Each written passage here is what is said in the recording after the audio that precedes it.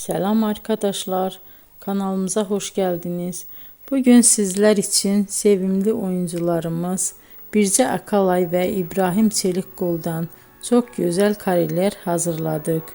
İbrahim Çelikkol, Kör Düğüm, İffet, Siyah Beyaz Aşk, Merhamet ve birçok dizide rol almış ve herkesin beğenisini kazanmıştı.